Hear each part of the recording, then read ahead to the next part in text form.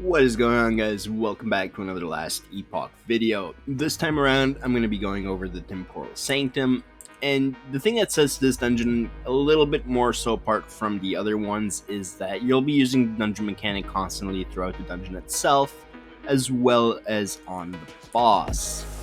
Now, this dungeon is for crafting legendary potential, where you need a legendary potential item and an exalted item of the same type that you want to put stats from on the legendary item. If you don't know where this dungeon is, you can always right click the key and it'll show you on the map exactly where you need to go.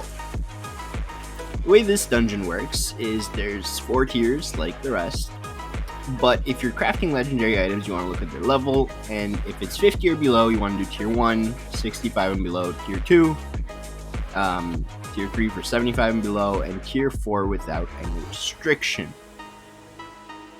So, before I get into the dungeon itself, if you haven't already done so, make sure to subscribe to the channel, as it does help me out and I greatly appreciate it, and it lets you stay up to date with more Last Epoch content, as well as any other MMOs and or ARPGs that will be coming to this channel in the future. Now that that's out of the way, let's get into the dungeon and I'll explain the mechanic for it. So here on your D key, you have the temporal shift. Now what this does is it lets you go back and forth between the future and the past. And like you see here, you can't even enter the dungeon when you start off. The temporal shift, there's the dungeon entrance. Now as you progress to the dungeon, you'll see a lot of these walls barricaded, and depending on which timeline you're really in, that's gonna be clearing the way for you. Not for every single one, of course. Sometimes they are blocked on both ends. I'll see if I can find another example for you guys here. So as you progress to the dungeon, you're just going to be killing mobs, as any other dungeon, pretty much.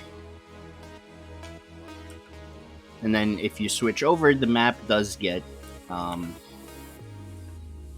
cleared out. Here we have another 2 more. Switching here lets me open the path this way, and then I can keep progressing through the dungeon itself.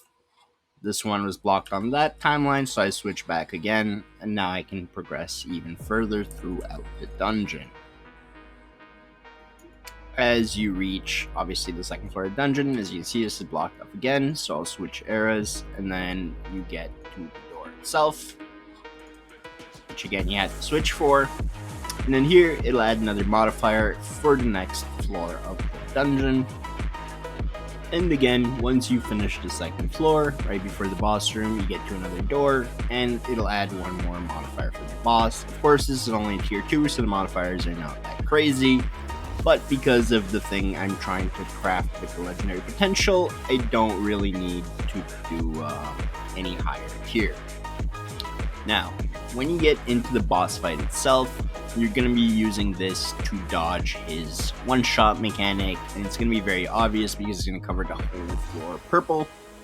And you'll see he's going to do it pretty much at the very beginning, and then he'll do it throughout the fight as well. So this here is what you need to dodge. He does that, you temporal shift to the other side, and then you're good.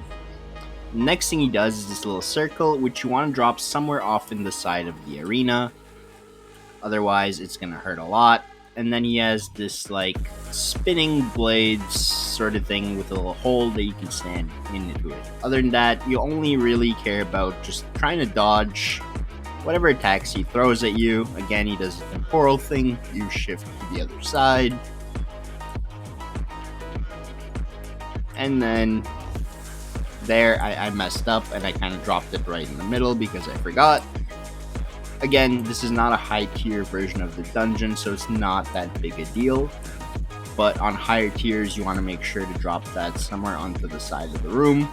Otherwise, it's going to hurt if you stand on it for too long.